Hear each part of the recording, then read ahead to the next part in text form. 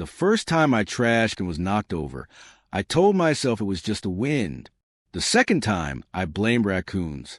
But by the third time, when I caught it lying sideways in the driveway with the lid snapped clean off like it had been kicked, I realized something was wrong. Because raccoons don't leave handwritten HOA violation stickers taped to your mailbox, and Wynn doesn't smirk. Her name was Linda Parker, HOA board member, self-appointed neighborhood enforcer. The kind of woman who walked her tiny dog like it was a badge of authority and carried a clipboard the way cops carry a badge. Every Tuesday morning, without fail, she'd stroll past my house just as I was leaving for work. And every Wednesday morning, my trash can would be knocked over, bags ripped open, trash spread across the driveway like a message. Then came the fines, improper trash storage, unsightly curb appeal, $50, then $100, then a warning letter threatening further action. I emailed the HOA. No response. I called. Voicemail. I showed up to a meeting. Linda stared straight through me like I didn't exist, then voted to increase the fine, while smiling. That's when I decided I wasn't cleaning up trash anymore. I was setting a trap. I started by doing exactly what the HOA asked. Trash out by 6 a.m. lid closed. No overhang. No violations. I even took photos. Time-stamped. Every angle. I wanted everything perfect. Because when someone like Linda thinks you're finally behaving, that's when they get careless. The next step was the part she definitely didn't see coming. I installed a motion-activated camera, but not the obvious kind. No blinking lights. No bulky housing. I hid it inside a fake sprinkler head at ground level, angled perfectly at the trash can. Then I installed a second one inside my garage window. And finally, I replaced my trash can with a brand new one, bolted internally to a weighted steel base hidden beneath the driveway mat. From the outside, it looked normal. From the inside, it was immovable. Wednesday morning came. 6:42 a.m. Linda walked up like she always did. She looked around. No one watching.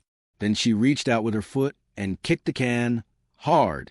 Only this time, the can didn't move. Instead, she stumbled forward, lost her balance, and landed face first into my driveway trash bags. Coffee spilled everywhere. Papers flew. Her dog yelped. And the entire thing was captured in crystal clear, slow-motion footage from 2 angles. But I didn't stop there. I waited. An hour later, I received another HOA violation email. Trash receptacle overturned. Fine issued, $150. That was my moment. I replied with one sentence. Please see attached video evidence.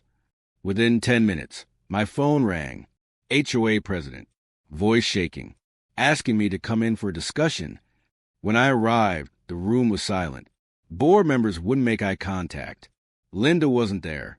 The president cleared his throat and said they'd made a mistake. I played the video on the big screen anyway. Every kick, every fall, every lie, no edits, no commentary. Then I handed them a printed folder. Inside were photos, timestamps, previous fines, emails, and a lawyer's letter citing harassment, falsified violations, and selective enforcement. I told them I'd already sent copies to the city mediation office and that the footage was scheduled to go public if the fines weren't reversed. They didn't argue. All fines were erased. HOA fees were credited for 6 months. Linda resigned for personal reasons. And 2 weeks later, a new rule appeared in the HOA handbook. Board members may not interact with residents' trash receptacles under any circumstances. Now, every Tuesday morning, my trash can stand perfectly upright, untouched, like a monument. And every time Linda drives past my house, because yes, she still lives nearby, she won't look at me. Funny thing is, I never touched her trash can. I just let her trip over her own power. If you ever dealt with an HOA Karen who thought rules only applied to you, hit like. If you've got a story that's even crazier than this, drop in the comments. I read every single one.